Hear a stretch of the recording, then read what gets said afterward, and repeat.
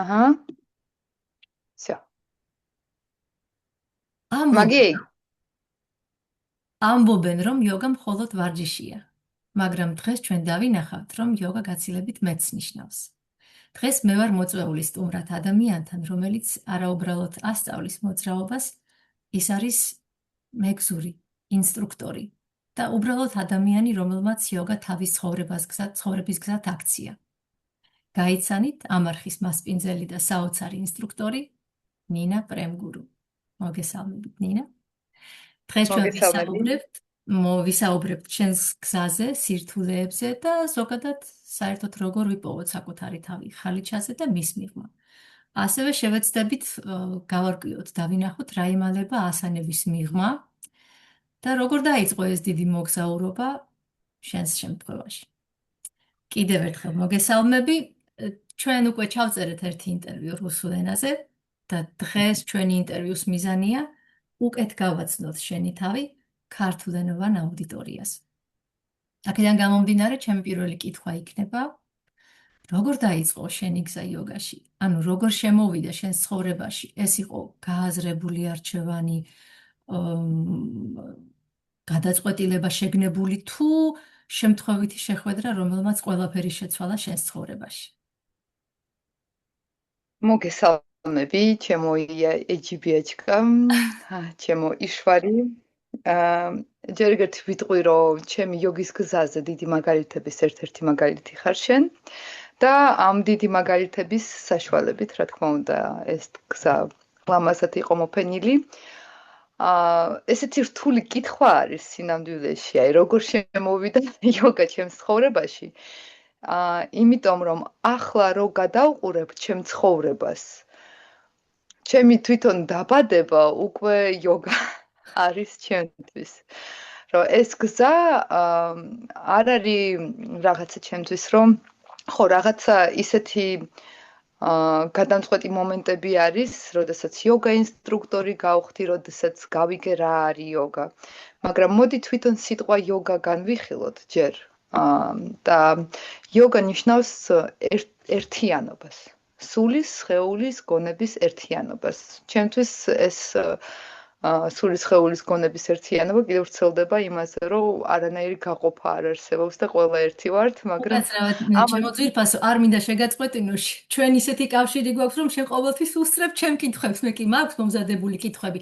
ამასაც, რა თქმა უნდა, განვიხილავთ, მაგრამ შენი გზა როგორ დაიწყო იოგაში, სანამ გაიგებდი რა არის იოგა ზოგადად?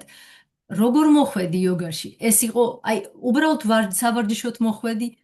თუ თვითონ უკვე იოგაში ცხოვრებაში? როგორც ვარჯიში, ეს იყო ალბათ აი როგორც კი ესე ხდებოდა რა, 18 წლის რო ვიყავი სადღაც იოგა იყო და არც ვიაზრებდი არანაირად. მე რაღაცა 20 წლის ვიყავი, გავიგე ეს კუნდალინი იოგა და მივედი ვიღაცა მასწავლებელთან და მოკლედ რაღაცა მედიტაციაში სადღაც გავფრინდი და ისე შემეშინდა იქ ყოფნა, სადაც ვიყავი. რომ ძლივს რო შემოუბრუნდი ჩემს სხეულში. ვთქვი, რომ ცხოვრებაში არასდროს მე აღარ ვიმედიტირებ. ეს მედიტაციაში მოხდა და მე ისე შემეშინდა, რომ ვთქვი, რომ არა. მაგრამ შემდეგ ისევ აი აქტიურად რო უკვე იოგა ჩემ ცხოვრებაში იშვიათი პერიოდები არ იყო, რამდენიმე თვე, უბრალოდ ვეღარ ვსუნთქავდი მაგის გარეშე იყო, როდესაც ჩემ პირველ შვილზე დავორსულდი 23 წლის ვიყავი 2014-ში. მოკლედ რაღაც ესეთი დეპრესიული პერიოდი იყო, მოულოდნელი ორსულობა იყო, რომ გავიგე, რომ მეყოლება შვილი და იქნება გოგო, რომ შემატყობინეს უკვე ყველა ჩემი ეს დარდი უცებ გაქრა იმ მომენტში და რაღაცით უნდა გამერთო თავი. და მივედი იოგაზე. ხო და გასართობად ამ გასართობად, კი, ანუ აი სხეულიც რომ დამეჭირა, ეხა ორსულობა ვიცოდი, რომ ბევრი რაღაცა ხდება და იმის მერე ვეღარ მოვცილდი. და ყველანაირი ვცადე, ეს აშტანგა, რაღაცა არა, იმდენი სახელი არის, ეხა რასაც ვასწავლი, აშტანგად ითვლება, ისიც მე არ მიყვარს დასახელება. იქ რა ქვია, ძალიან ბევრი არის და ეხლა უცებ ვერ მახსენდება. რაღაც სერტიფიკატიც მაქვს, სერტიფიკატზე ვარ მაქვს ჩაბარებული და ხედავი, რასაც არ აქვს შენთვის მნიშვნელობა, ხო და აშტანგა იოგა არის ის, რასაც რა ქვია ჩვენ იოგას? აშტანგა არ არის. რაჯა იოგა? რაჯა იოგა, ყველა იოგა რაჯა იოგიდან არის წამოსული. კარგი. ხათხა იოგა. ხათხა იოგა, ხო, ხათხა იოგა, აი ყველაზე ესეთი მსუბუქი და რაღაც, მაგრამ 1000 სახელი არის, კუნდალინი იოგა, აშტანგა, რაჯა. ხო და მოკლედ ყველაფერი რაც იყო, ყველაფერი გამოუცადე, შეიძლება ითქვას, თითქმის. ხო და ბოლოს ესე ვთქვათ, თავიც კი დავიზიანე, სხვადასხვა დატვირთვებით და მივხვდი, რომ ეს დაზიანება და ძალიან ბევრი დატვირთვა მოდის ჩემი გონებიდან და როგორღაც არ ვიცი, რანაირად ფეხებმა მომიყვანეს იოგა კეივში. ანუ მაინც რაღაც შემთხვევითობას ჰქონდა ადგილი, ხო? ანუ სპონტანურად ამ შემთხვევითობას ჩემი თავი იოგა კეივში მოიყვანა ჩემმა ფეხებმა ორჯერ. ერთხელ ვიყავი და სვამიჯი იყო ჩამოსული თურმე და მე მაშინ ეგ არ ვიცოდი და მოვედი რაღაცა ასტროლოგთან. ალბათ სადღაც წავიკითხე, არ ვიცი, მოვედი და წავედი. ის რომ სვამიჯი არის, უკვე ვერ დავინახე. დღეს რო უყურებ, გადავყურებ, ეთყობა სვამიჯისთვის უნდა მივსულვიყავი და მე უბრალოდ გადავიკარგე და მეორეჯერ უკვე დაზიანებული სხეულით რომ მივედი გიანდევისთან, ოლგა რამერთან გაკვეთილზე, მივხვდი რომ რაღაცა სხვა არის იოგა. ანუ პირველად გავიგონა ჩემი სხეული, ანუ ისეთი ვარჯიში იყო, რომ იქ ამბობდნენ, რომ დადექით და დააკვირდით, რა ხდება ასანის შემდეგ. ასანაში რო დგახართ, დააკვირდით, რა ხდება სხეულში ასანის დროს. და ეგ ჩემთვის იყო აი სულ ახალი ხილი, რომ შემიძლია დავაკვირდე და სულ სხვანაირი შედეგიც ჰქონდა და შეგრძნებები და იგი მის მერე ჩავყევი და რაღაც მომენტში მედიტაციაში მომევლინა სვამიჯი, ჩემი გურუ, რომელმაც მითხრა რომ გელოდებიო, დიდი ხანია, სათხარ არ მოდიხარო. ეგ იყო 3 წლის წინ, ცოტა ხო 3 წლის წინ და არა 4 წლის წინ ვნახე ეგ და 3 წლის წინ როგორც იქნა ჩეხეთში ჩავედი და ვნახე სვამიჯი, იმიტომ რომ მქონდა წარმოდგენა რომ შედება ეს კაცი იყოს, მაგრამ არ ვიყავი დარწმუნებული და როდესაც პირველად დავინახე, ნახე ეს უსაზღვრო სიყვარული თვალებში, ქრისტეს სიყვარული დავარქვი ეგრევე და ვიყავი გაოცებული. და შემდეგ რომ მივედი და დამიწყო ლაპარაკი, ვიცანი რომ ეგ არის ჩემი მასწავლებელი, ეს არის ის კაცი, ვინც ვნახე და მე მინდა ვიყო მისი მოსწავლე. და როდესაც ვნახე, როდესაც მომცა მანტრა, დამავალა რომ აწი შენ უნდა ჩახვიდე და ასწავლო იოგა. და იმის მერე აი ესე ვასწავლე. ნებას თუ დავთავ, მეც შემიძლია შემდეგ უფრო კითხვებს დაგისვამ კი, აქედან გამომდინარე, მინდოდა შენ მოგეყოლა როგორ მოხდი ამ სისტემაში, ანუ იოგა ყოველდღიურ ცხოვრებაში, რასაც ქვია, სადაც ვარ. და შენი შეხვედრის შესახებ მოგვიყვები უკვე როგორ შეხვდი მასწავლებელს. მინდა გვიამბო შენი სახელის, ანუ ახსნა, რას ნიშნავს პრემგურუ. და იქიდან გამომდინარე, მე ახსნა თვითონ ის კონცეფცია არ არის, თვითონ იმ სიტყვის არსი, რას წარმოადგენს შენთვის. როდის მიიღე სახელი? მაშინვე როცა მანტრა აიღე? აი, როდესაც ვნახე. მაშინვე როდესაც მანტრა ავიღე. მოკლედ რო ვთქვათ, ეს სახელი შეიძლება იყოს ჩავიფიქრე. სვამიჯი რო ვნახე პირველად და დავინახე ეს გურუს სიყვარული თვალებში. ესეთი სურვილი გულიდან ამომივიდა, რა თქმა უნდა, ხმამაღლა არ მithქვავს, მაგრამ ესე ვიფიქრე, ღმერთო, ნეტავი როდესმე შემეძლოს ვისწავლო ესეთი სიყვარული, როგორც შენ იცი. და როდესაც მანტრა მომცა, იკითხა, რომ რამე კიდე ხომ არ გინდათ და აი ჩემი ხმა გავიგონე გარედან, თქვი რომ სახელი მომეცი. და დამარქვა პრემგურუ და პრემგურუ ნიშნავს გურუს სიყვარულს. ანუ როგორც შემდეგ ამიხსნეს სიყვარულის გურუს. არა, გურუს სიყვარულს. გურუს სიყვარულს. და რა თქმა უნდა სახელი არის გზა და ეს არის ის გზა რომელიც ვთხოვე ეს გზა მქონდა ცხოვრებისთვისაც ნათქვამი ადრე და სვამიჯიმაც დამიმტკიცა რომ ეს არის ჩემი გზა როგორც მე ვთვლი რომ ასე თუ ისე ყველაში გზა სიყვარულისკენ და როგორც ამიხსნეს რომ საბოლოო ჯამში აა გურუს მიმართ სიყვარულით და იმის თვალებით დანახული სამყაროთი მე ვსწავლობ სიყვარულს და შემდეგ უნდა გადავცე ეგ ცოდნაც ხვევს. ანუ უნდა გავხდე სიყვარულის გურუ, ესე ანუ ვთქვა. ამით დავიწყე მეკითხვა, შენ იწყებ ესე იგი გურუს სიყვარულით და საბოლოო ჯამში უნდა გახდე სიყვარულის გურუ. ეგ არის ხო, შედეგი, ხო? ხო, კი.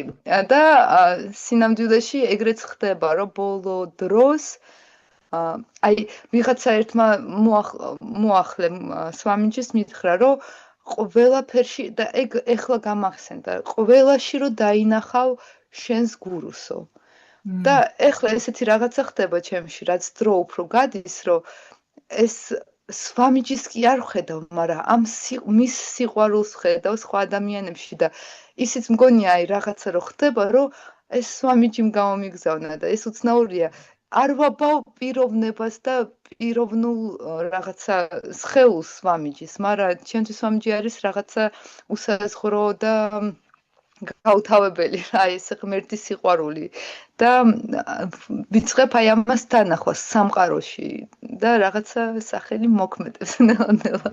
ანუ შენთვის მასწავლებელი არის სიყვარულის განსახიერება და ნელ-ნელა შენშიც იხსნება თითქოს სიყვარულის უდიდესი მაგალითი. მადლია ნამდვილად, კი. რამდენად ახერხებ შენ თვითონ, ანუ გრძნობ, რომ ეს სახელი შენ თვითონვე გეხმარება შენს გზაზე. ფაქტიურად შენთვის იოგა იმ მომენტიდან, როცა მოხდი სისტემაში და მანტრა აიღე, გახდი ინიცირებული ხო, მოსწავლე, გახდა მოწოდება. ფაქტიურად ეს შენი გზა მოხდა. არ გახდა, იყო მოწოდება, მაგრამ გავაცნობიერე, რომ ჩემი მოწოდება ეგრევე ვიყო. ხო, დიახ. ხო, შევძელი ჩემი თავის მიღება. იმიტომ რომ მანამდე ვიყავი ძალიან თავდაუჯერებელი, ბევრი თვითგვემა იყო, სულ უკითხვა ხო იცი, აი ესეთი სულ გვაქვს ადამიანებს, ან ჩემნაირ ადამიანებს, ვისაც გვაწუხებს ეგეთი რაღაცას, რომ სულ მგონია, რომ არასაკმარისი ვიცი, რომ არ შემიძლია აი გადავცე და რა უნდა ვასწავლო თუ მე თვითონ არ ვიცი და მივხვდი რომ რაღაცა ვიცი, რადგანაც სვამიჯიმ სამჯერ გამიმეორა, რომ შენ მიდიხარ და ასწავლი იოგა. ეგ იყო ერთხელ მითხრა, სამჯერ ზედისეთ და მე ვცდილობდი უარის თქმას. ერთხელ მითხრა, რომ შენ მიდიხარ და ასწავლი იოგას. მოთხარი რომ მე სერტიფიკატი არ მაქვს, უნდა ჯერ ვისწავლო. არაო, შენ ახლა ბრუნდებიო შენ ქვეყანაშიო და ასწავლი იოგასო. მეთქი მე ჯერ არა ვარ მზად და ესე მითხრა, ეს არის შენი თხარმა. ასწავლი იქნები კარგად, არ ასწავლი იქნები ცუდად. როგორც გინდა მოიქეციო რა, მაგრამ ეს რომ მითხრა, უკვე დავხარე თავი, ჩამოვედი და ძალიან ვღელავდი, მაგრამ რომ დავიწყე სწავლება, უფრო და უფრო ამ ჩემ მოსწავლეების დახმარებით მე მივხვდი რომ ეს მასწავლებლობა არ არის რაღაცა რომ მე ვარ მასწავლებელი და ესენი არიან მოსწავლეები ან რაღაცა ეგეთი ეს დროთა განმავლობაში მასწავლებლობის როლსაც შევეხებით აუცილებლად ანუ გამოდის რომ მესამეჯერ რომ გაგიმეორა სვამიჯინ შენ უკვე თავი დახარე აი იმ მომენტში მოხდა აღიარება შენი მოწოდების ხო იოგა აირჩიე კი არა, მივხვდი რომ უკვე შენი სულის არჩევანი იყო და ეს გზა უნდა გაიარო. მე მივხვდი რომ გურუ ავირჩიე და რას ვეწინააღმდეგე, მეუბნება წად გააკეთე რა. რას იმოშვებია, დახტიხარ. აი, ახლა მინდა შევეხო, იცი რა, აი, ზოგადად არსებობს აზრი, რომ იოგა მხოლოდ ფიზიკური მოქნილობაა. და აქ მინდა მოგვიყვე შენ ახლა როგორც სულიერი ადამიანისთვის, შენთვის პირადად რა არის ნამდვილი იოგას არსი? მოდით ესე გეტყვით. როჯერ გავიხსენოთ პატანჯალის იოგა სუტრები, ერთ-ერთი უდიდესი ნაშრომი ამ იოგის საერთოდ. და პატანჯალის იოგა სუტრებში მხოლოდ 2 ასანა არის იოგაში. ეგ არის სუქასანა და ვაჯრასანა. 2 ასანა, 2 პოზიცია სხეულის, სადაც შეგიძლია იჯდე და იმედიტირო. მაგრამ ჩემთვის იოგა არის ბევრად მეტი. ამიტომ ვამბობ, რომ იოგა, ვერ ვუყურებ მე როგორც დასავლურ კულტურას, მხოლოდ და მხოლოდ ჩემთვის იოგა ნიშნავს სულიერ გზას. ანუ ადამიანის გზას, როდესაც ის იკვლევს თავის გზას, თავის თავს. იქნება ეგ ნებისმიერი რელიგია, არ ვიცი, მუსლიმანობიდან დაწყებული, ქრისტიანობით დამთავრებული, ბუდიზმი, ინდუიზმი, არა აქვს მნიშვნელობა. ადამიანი, მე ესე ვეძახი, ადამიანი რომ იდის ღმერთისკენ, ან თავისი თავისკენ, ან კიდე 1000 სახელი შეგვიძლია დავარქვათ, მაგრამ ხო, ადამიანი როდესაც აბრუნებს მზერას შიგნით, ჯერ მაგით რო იწყებს და შემდეგ უკვე აღარ ვიტყვი და გრძლად იქნება. ხო, ადამიანი მზერას შიგნით რო აბრუნებს და გამოიკვლევს თავის თავს, მე ვეძახი ამას იოგას. სხეულს რაც ეხება იოგაში, ხო, სხეული არის ინსტრუმენტი. მზერა რო შემოაბრუნე, ესე ამ სხეულის საშუალებით აკეთებ. ასევე იოგას მე დაუძახებ, მაგრამ ყოველთვის შეიძლება იყოს იოგა თავისი რა. ანუ ეს შეიძლება იყოს სიამოვნების მიღება ამ ცხოვრებაში. ოღონდ იმ ნამდვილი სიამოვნების. არა რაღაცა გონკის რო, რაღაცა გინდა მიიღო და ეს გაუთავებელი ჭურჭელი რო ხარ, რომ გინდა იღებ და მეტი გინდა და მეტი გინდა. არა, იოგა არის სიმშვიდისკენ გზა. იოგა არის ბედნიერებისკენ გზა. იმას რო აკეთებდე, რომ იყო ბედნიერი ამ ცხოვრებაში. ბედნიერებისთვის დავიბადეთ. და ჩემთვის იოგა არის გზა მიმავალი ბედნიერებისკენ. ხო, აი ეს მოკლედ რო ვთქვათ. შეგიძლია დაეხმარო ახლა ჩვენ მსმენელებს რა რჩევას მისცემდი, როგორ გავარჩიოთ ნამდვილი სიამოვნება ცრუ სიამოვნებისგან? მხოლოდ და მხოლოდ საკუთარ თავთან მუშაობით. ეს არის, აი, არაფერი არ გამოლევს ამას. დისციპლინის გარეშე შანსი არ გაგვთ. გამორიცხულია, მაგრამ ეს დისციპლინას შეგიძლიათ შეხედოთ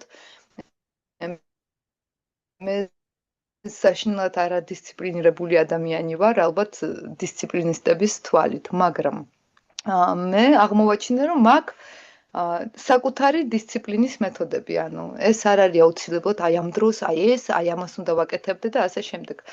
ტალღოვნად მიდის ჩემი დისციპლინა, მაგრამ სხვა ჩამოსაჭიდები მაქვს, რომ აი მაგალითად მიზანი, ან ჩემი მთავარი მიზანი არის აი სიყვარული მაგალითად და სიყვარულის სწავლა.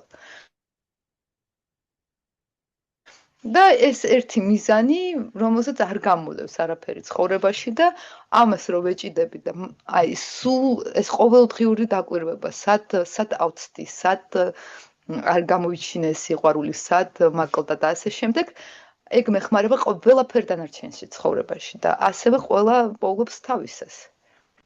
ახლა მომივიდა აზრად, შენ შემთხვევაში მე ვფიქრობ, რომ ყველაზე დიდი დისციპლინაა ზუსტად თელ სამყაროს ვყურო სიყვარულის თვალით. თუმცა რა თქმა უნდა, ყველასთვის ასეა, მაგრამ შენ რახან მიიღე ეს შენს გზად, ყველაზე დიდი მაღალი დისციპლინა ეს არის. ამას თუ აითვისებ ადამიანი, ნამდვილად სხვა დანარჩენ წვრილმას უკვე ისეთი მნიშვნელობა აღარ აქვს. ხო, მეც ეგრე ვთვლი და რატო ვთვლი ეგრე, იმიტომ რომ მაინც ხო ითქვის მოითხოვე და მოგეცემა და ჩემ ცხოვრებაში, ბავშვობაში, ახლა 91-ში, 90-იანებში ვინც დაბადებულია, ყველა მიცის, რომ ძალიან რთული პერიოდები იყო, რთული ცხოვრება იყო, რთული ოჯახიც მყავდა, მე ბევრს ყავდა მაშინ და ბევრი რაღაცა ხდებოდა გარშემოც რა და ჩემ ცხოვრებაში შემხვდა ადამიანები ბავშვობაშიც კი და ცხოვრების განმავლობაში ესე მხდება ვისგანაც აი ბავშვობაში მაგალითად ვერ ხვდებოდი ეგ რა არის, მაგრამ ხედავდი რომ ეს ადამიანები ასხივებენ და ანათებენ რაღაცა სიკეთეს და მე ეს სიკეთე მე აი სულ ფიქრობდი მეც მინდა ეგრე ვიყო. აი როგორ არიან ეგრე რაღაცა არ უნდა რაღაც გაუცრუო იმედი. აი ესეთი რაღაცები მქონდა. მე მხდებოდნენ ადამიანები და დღემდე მხდებიან რომ რაღაცა სიკეთეს რო გააკეთებენ. ან რაღაცას გულით და სიყვარულით რო გეტყვიან. და შენ ხვდები რომ ეს რაღაცა შენში ცulis რამეს და ხვდის პასუხისმგებელს საკუთარ თავთან რომ იყო კარგად და ეს სიკეთე გადასცე მერე და ასევე აი რადგანაც მე სიყვარულის გზა ვირჩიე მე ვთვლი რომ როდესმე თუ მე გავხდი და რაღაც წილად ვთვლი რომ ვარ უკვე რომ ადამიანებს რაღაცას თუ მივცემ გულიდან და ის თუ გაიხსნება, მე ვალდებულად ვთვლი ჩემ თავს მაგის, იმიტომ რომ მე თვითონ შემხვდა ეგეთი ადამიანები და ეს ხო ესეთი ის არის, რა ქვია, ყველა ერთად ვარ, ესეთი ჯაჭვი არის, რომელიც ანუ მე სიყვარულს დავანახებ, ის სიკეთეს დაანახებს, ეს მე რაღაცა სიხარულს, ყველას თავისი რაღაცა აქცენტები აქვს, სიყვარული ყველას გვაქვს რა და ხშირად აი რაღაცა პატარა აქცენტის გამოხვიძებით შიგნით აი ეს გრძნობები და სიკეთე იღვიძებს უკვე და სხვანაირად ავლენს ერთმანეთს და ხო. მოდი მაშინ ასეთ რამესაც შეგეკითხები, როგორ შეიძლება ადამიანმა, რომელმაც ჯერ კიდევ არის ის, რა თქმა უნდა, სიყვარულზე ყველას მოусმენია, მაგრამ რას ნიშნავს გულით სიყვარული? არა აქვს მსგავსი განცდა. როგორ შეიძლება ადამიანმა ისწავლოს სხვა ადამიანის სიყვარული?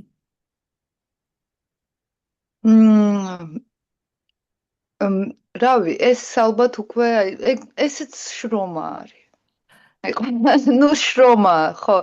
ჯერ ადამიანმა უნდა დასვას ეს კითხვა, რომ რა არის სიყვარული და დაუშვას, რომ სიყვარულზე არაფერი არ იცის.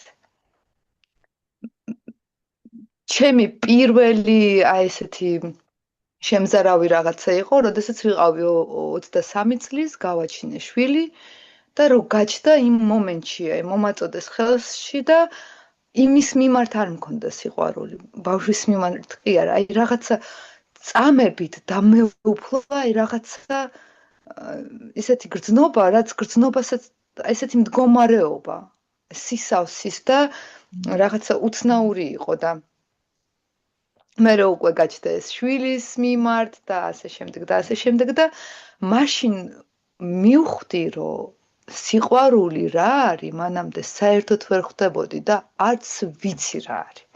რომ ეს რაც ვიგრძენი ერთი წამით, თითქოს აი როგორც დემო ვერსია მანახეს, საერთკენ შეიძლება იარო, მაგრამ რომ ეგ რაღაც ძალიან შორს არის. აი ძალიან მომეწონა შენი პასუხი და აქედან გამომდინარე მინდა კიდე ცოტა გავავრცელოთ ეს თემა, სიყვარულის თემა ზოგადად ყველას აინტერესებს. აქედან გამომდინარე ჩანს, რომ სხვა ადამიანის სიყვარულს ფაქტიურად ვერავინ ვერ ისწავლის, სანამ თვითონ ვერ იგრძნობს ამ სისავსეს. აი ეგ სისავსეს შეგრძნება, ეს გარკვეული მდგომარეობა ზუსტად ნიშნავს სიყვარულს. გამოდის, რომ სანამ საკუთარი თავის სიყვარულს ვერ ისწავლის ადამიანი, სხვას ვერ შეიყვარებს, ბუნებრივია. დღეს ვსაუბრობდი, ზუსტად მოსწავლე მყავდა დილით და ამ საკითხს შევეხეთ ცოტა და ზუსტად ამას ვამბობდით, რომ აი საკუთარი თავის სიყვარულის გარეშე, თუ შენ საკუთარ თავს ვერ მიეცი რაღაცა, არ გაქვს ეგ და ვერ გრძნობ ამას, სხვას რას აძლევ? ის შენ არ გაქვს და საკუთარი თავის სიყვარული ხშირად ესმით არასწორად. ეგ არის აი ეგოცენტრიზმი, არ არის საკუთარი თავის სიყვარული. და ჩემი გამოცდილებიდან გამომდინარე ვიტყვი, რომ მაგალითად მე ძალიან მიჭირდა ეს საკუთარი თავის სიყვარული, იმიტომ რომ მეგონა რომ აი ეგ მაშინ სხვაზე უკეთესი ვარ თუ რაღაცა და მე მივხვდი რომ არა, საკუთარი თავის სიყვარული არის, რომ შენ უყურებ საკუთარ თავს გვერდიდან, როგორც ადამიანს, როგორც სხეულს. შენ იწყებ პატივისცემას სხეულის პირველ რიგში. ჯანმრთელობის, აი, უვლის საკუთარ სხეულს. ის, რაც ამ ცხოვრებაში გაცხოვრებს, რაც გაძლევს საერთოდ, ანუ ამ სხეულის გარეშე ვისთან სიყვარული უნდა ვიგრძნოთ, როგორ უნდა გავაცნობიეროთ, რა შეგვიძლია გავაკეთოთ, გაუკეთოთ ან მივიღოთ. ხო, არაფერი, მხოლოდ ამ სხეულით რა და ამ სხეულის პატივისცემით და განვითარებით უფრო მეტი და მეტი შესაძლებელია, როგორც სიყვარული და ასევე აა საკუთარი თავის სიყვარული, საკუთარი გზის პატივისცემა, საკუთარი ანუ ბევრი რაღაცა არის რა, ბევრი რაღაცა, ხო, საკუთარი თავის სიყვარული არ არის მარტივი ესე. ჯერ უნდა მიიღო, შეიცნო. მაშინ მოგვიყევი საკუთარი თავის სიყვარულის მიმართ რა პოზიცია გაქვს. ანუ ჩვენ უკვე მივხვდით, რომ საკუთარი თავის მიმართ სიყვარული ნიშნავს შენი ცხოვრება, შენი შიდა სამყარო გახადოს სავსე, ანუ სისავსეთ აივსო, ასე ვთქვათ. რით ავსებ ხო, შენ თავს, რით ახარებ შენ თავს, როგორ აქცევ ყურადღებას, ანუ პატივისცემა გასაგებია, სხეულს უვლი, ვარჯიში, რა სიამოვნებს ნინას, რით ივსება, როგორ გიყვარს ნინა? აბანოში სიარული მიყვარს. ან თუნდაც, ხო, რა ეგ თქმა უნდა, ეგ თემა არის. რა თქმა უნდა, წყალთან კავშირი. რა თქმა უნდა. ბევრი რაღაცა არის. ეს კითხვაც ალბათ ყველა ადამიანმა თვითონ თავის თავს უნდა დაუსვას. მე მაგალითად მივხვდი, რომ როგორ მავსებს იმ რაღაცის გაკეთება, რაც მსიამოვნებს. ეგ იქნება ცეკვა, ან წასვლა მაგალითად რაღაცა ვარჯიშზე, ტანვარჯიშზე, იმიტომ რომ იოგა ეგ კონკრეტული პრაქტიკა არის და არის რაღაცები, რაც უფრო დატვირთვა მინდა, უფრო რაღაცა სიმღერა თუნდაც. მაგრამ მე მაინც ამ ყველაფერს იოგას ვეძახი. ან საკუთარი თავისთვის სიამოვნებას მინიჭება და მაგის სწავლა იმის გაკეთება, რაც გავსებს, იმის გაკეთება, რაც გავსებს. იოგა არის, იოგის პრაქტიკა არის რა, რაც ნამდვილად გავსებს. ჟენიერია და რაც მთავარია, მათ შორის კონფლიქტი არ არსებობს. ვინ თქვა რომ ცეკვა უშლის ხელს, იოგას ვარჯიშს და ასე შემდეგ. რა თქმა არა, უნდა, მხოლოდ უწყობს. ზუსტად ასეა, ზუსტად ხო, ასეა. ბევრი რაღაცა არის ეგეთი რა.